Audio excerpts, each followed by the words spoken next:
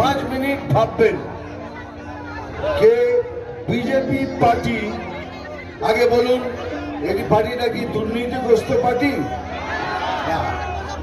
এরা কি কয়লা চুরি করে? এরা কি গরু পাচার করে? এরা কি বিদ্যে চুরি করে?